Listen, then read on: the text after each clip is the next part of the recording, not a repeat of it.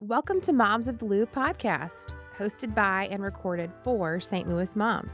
Grab your laundry basket, kick your feet up for nap time, or head out the door for pickup and spend a little time catching up with your favorite St. Louis moms. Hosted by a fellow St. Louis mom, Rebekah Coast, let's dive into our discussion today. Hello, St. Louis moms. This is Rebekah Coast, the host of Moms of the Lou podcast. We are so excited to kick off our inaugural episode today. The topic of our first podcast is Moms of the Lou, cracking the code. So today I am so excited to be joined by one of our founding contributors and team members of St. Louis Mom, the lovely Jennedy Lombard. So welcome, Jennedy. So Thank you. excited to chat with you. Yeah. So tell us a little bit first about your story with St. Louis Mom, if we can start there.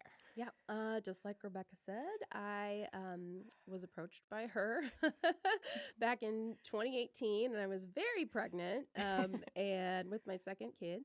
And she asked if I had any interest in contributing my perspective to what was then St. Louis Mom's blog. I am not a writer. I never considered myself a writer.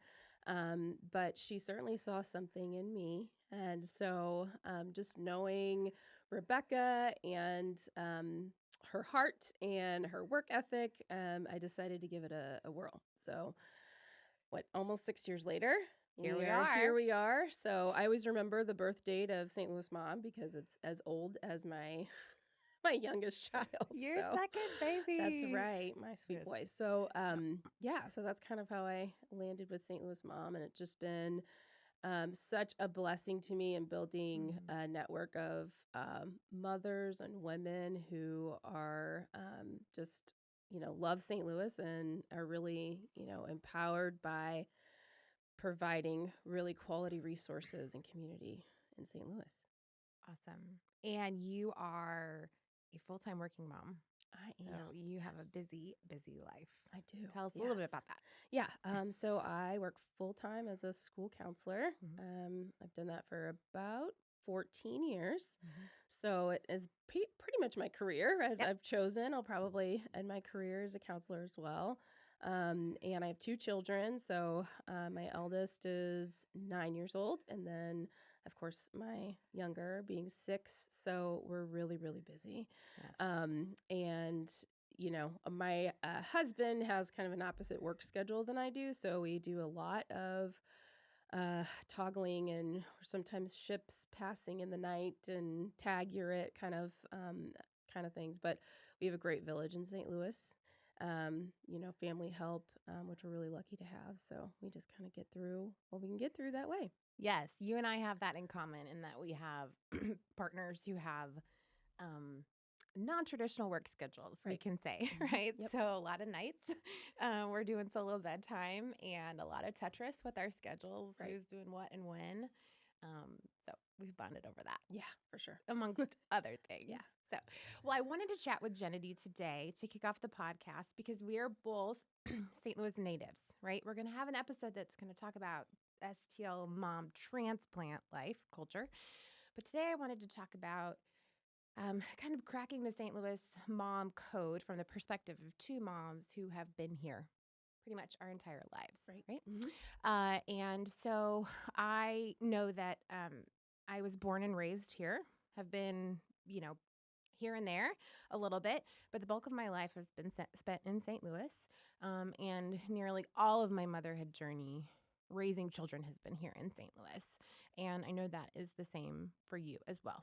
Yes, my family settled here when I was about 9 years old, and we've been here ever since. And we both went away to college, but not out of state. And yeah, I've been a mother here the whole time, and it's been a really cool way to see St. Louis in a different perspective as a mother, other than just being a native and doing the regular old things. But being here as a mother has certainly made me feel more connected to St. Louis because my parents aren't from here. So we don't have any family in St. Louis or the Midwest at all. So I feel like I'm a first generation St. Louis person who's really just loved raising kids here. Love that. Yeah. Yep. So how have you, we were talking a little bit about this off air. We've, talked about how we pieced together our village because we have had previous villages here in St. Louis, right? But those have changed and evolved over time. People change, but also when you have children, right? It's your life just shifts. So how have you personally pieced together your tribe, your village here as a native mom to St. Louis? Yeah. Um, I think that village really started with my family for sure. If I think about, those first weeks and months of motherhood and who I was able to rely on. And outside of that, I actually found it pretty difficult to build a Mm. tribe of mothers or a village outside of my family. One, because I work full time, so I don't have a lot of opportunities to casually, attend events or park hops or Mhm. moms groups and that sort of thing because I've always been, working full time. So it really had just been kind of lonely in those first couple of years, to be honest. Because I was also among my friends and the couple that are still here in town, I was the first one to have children. Mhm. So that shift from one, the schedule, right? My schedule now is the child schedule. Yes. So, Right. um, so that shift of just like feeling connected to my friends socially and emotionally, and knowing that I'm only thinking about my kids' schedule and that how that can overtake you as a mom. The first couple years were really kind of lonely, Yes. right? And so it wasn't really until I connected with some moms through St. Louis Mom where I felt like they were people who I only knew because I was a mom. Mhm. And I'm really thankful for that. And it's gotten better. And it's actually, after making those first connections with moms, it's given me more confidence to reach out to other moms who I Yes. think may have, maybe in that same situation. Yes. I'm so glad you mentioned the lonely factor because I think it's something that we don't talk about nearly enough, and that I think so many moms today are struggling with loneliness, which is so ironic because we are more connected than we've ever Yeah. been. We are more connected to social media and to resources and, to have communication, just at the touch of a finger. But that kind of heart level connection that feeds so many of us as moms can be so much harder to come by because, to your point, it's so much harder to schedule things in person and be in person with people. And I know my own story too is that I had my own village too before I became a mom. And now I would say that the majority of my village has been constructed around the fact that I'm a mom, right? And I think that that'll probably ebb and flow, right? As Yeah. we change and as our children get older, I think that village will change. Um, but yeah, I'm really glad that you brought that up. So, what do you think are some things that are valuable for moms to know as a native St. Louis mom? Just a couple things. Gosh, I think one of the first things that I did when I was pregnant Mhm. was take a prenatal yoga class. Ooh, okay. And so like I didn't take it with anybody. I just kind of showed up. But just that initial connection with other mothers at that stage just really helped me feel like I wasn't so alone. Mhm. And it just gave me, again, like a little nudge in that direction to connect socially. So Yes. after that, the hospital that I gave birth at offered like postpartum kind of Yes. like mom and baby yoga. So I connected with a couple of moms through there. Mhm. And again, just kind of like, oh, okay. It's so interesting to now see, via Facebook, those same people that I connected with when Yeah. my kid was a tot. Yes. And to see how their kids have grown up and, how their families have grown and that sort of thing, and to know that we were in that very vulnerable place together at that Mm. time. So I think that's a great way to just kind of kick it off. Yes. And make it part of like your practice of also taking care of yourself, because when you've got that, get that little baby at home and, after I think 3 or 4 weeks where everyone is just doting on you, and then all of a sudden it's like you and the baby. Mm-hmm. And you're like, what am I doing? Am I doing anything wrong? Yeah. I would like to do something else. Can I have an adult conversation? Yeah. To me, like just having a couple people you can message or, even, just kind of connect with outside of the normal baby things, I think would be my best tip. Yes. Yeah. Love that.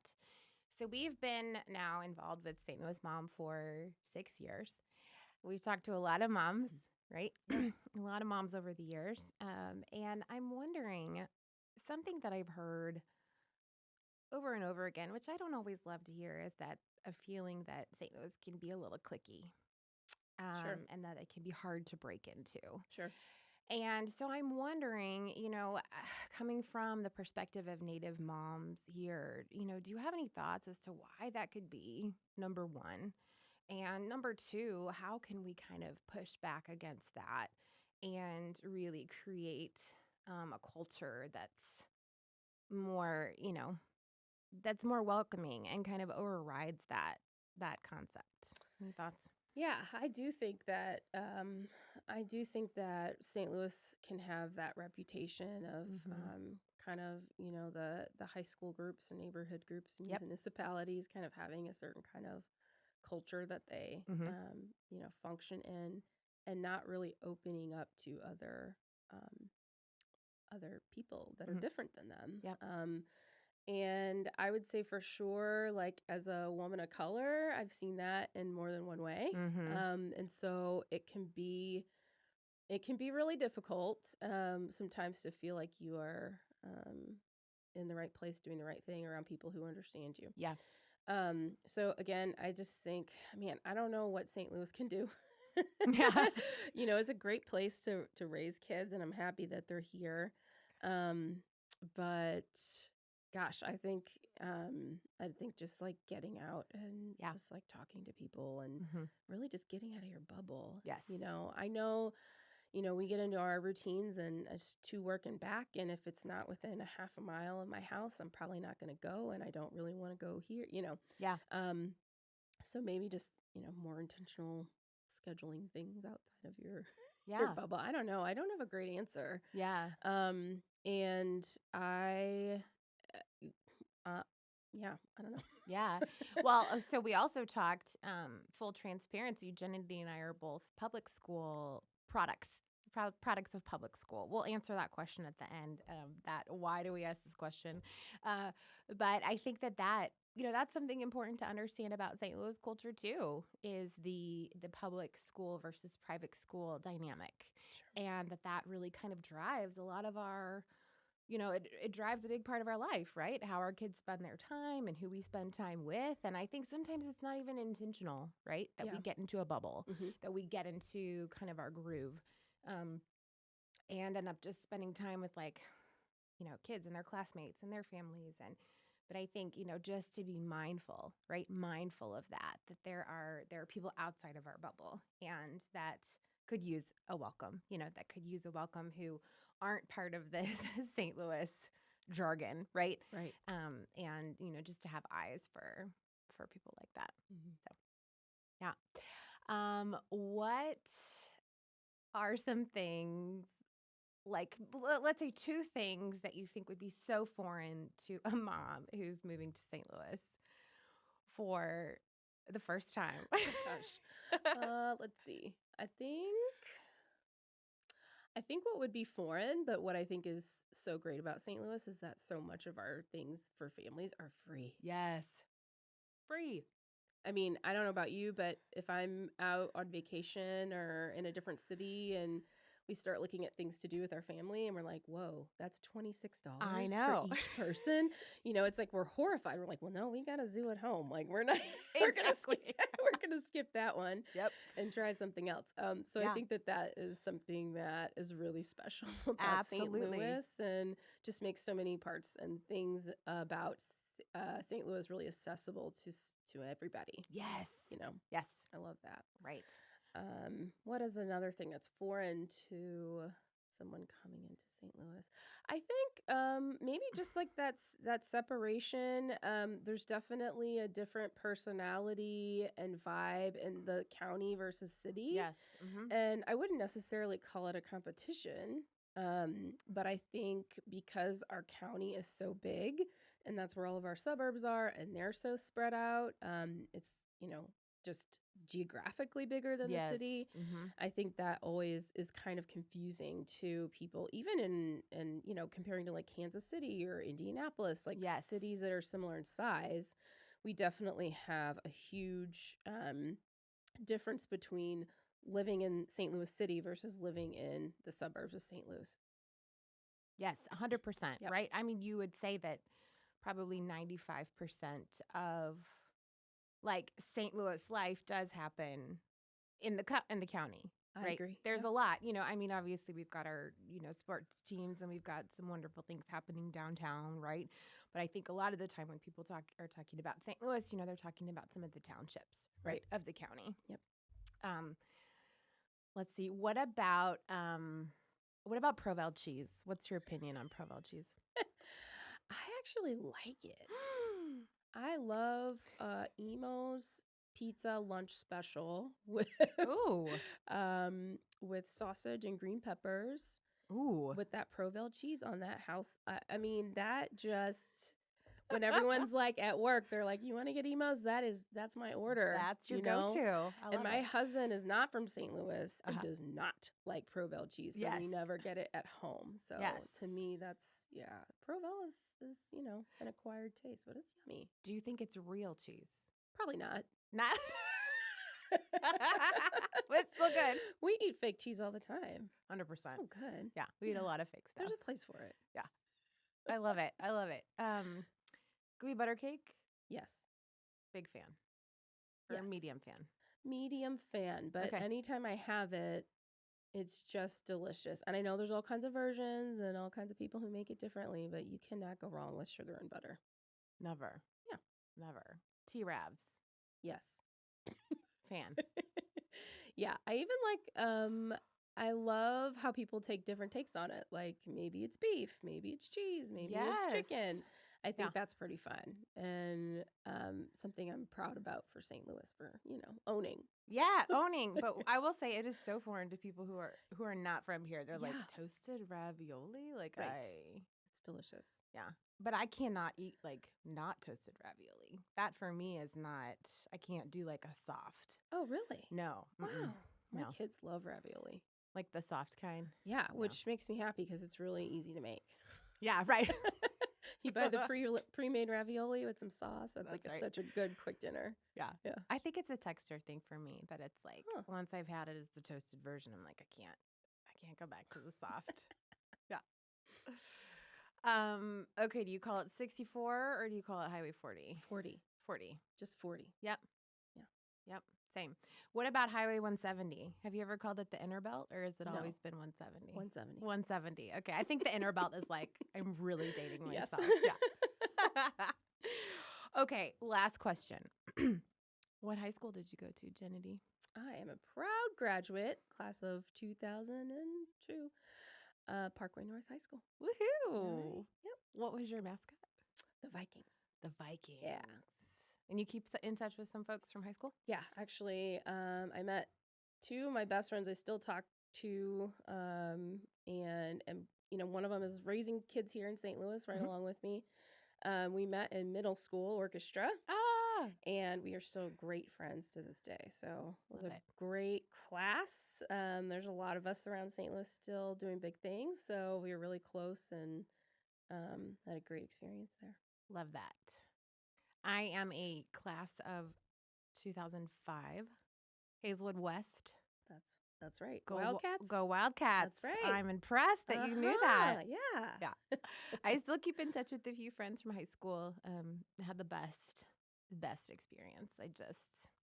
I think so fondly back to high school and kids were sweet and it was a good time. Yeah. And I do feel like in St. Louis, most people have we have great schools here. Yes.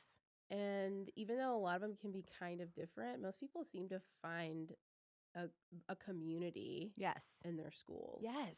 Public, private, like, there's always a sense of pride Mm-hmm. with a lot of our schools. So I think that says a lot about St. Louis too. Yeah. Did you have many private school friends growing up?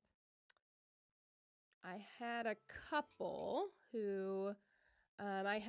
of friends who went to private school after attending public school that we stayed in touch with. Yeah. But really, it was just the people that I went to school with, Right. That's how we're in our bubbles. Exactly. It didn't start kind of. Right. Yeah. Same. Yeah. I had a few friends who were private in private schools. But it's interesting. It's interesting to see the dynamic now, right? Mm-hmm. With a kid in public school, and how does that kind of, how is that part of our motherhood journey now, Yeah. So. Yeah. But a lot less relevant, now after you're out of it and then you start building, relationships with new people as adults, like it becomes so much less important. Yes. Right? Truly. Yeah. Truly. You are so much more than your alma mater. It's just who spending time with people and connecting with them, and Yeah. We're all people, right? Yeah. All people. And we're Midwesterners. We're really nice. We're Midwesterners. We're nice. Well, thank you, Jennedy. Thanks for helping kick us off with our podcast, and just for your heart for St. Louis and how you love the moms here, and you're just a gift to us all. So, thanks, Rebekah. All right, St. Louis moms, we will catch you on our next episode. Thanks for listening to Moms of the Lou. We hope it encouraged you and put a pep in your step and helped you get to know our community a little bit better. Be sure to find us on Instagram, STLouis_mom. You can find us on Facebook, St. Louis Mom. You can find us on our website, www.stlouismom.com. In case nobody else tells you today, you're a great mom and you're doing a great job. Chat with you next time.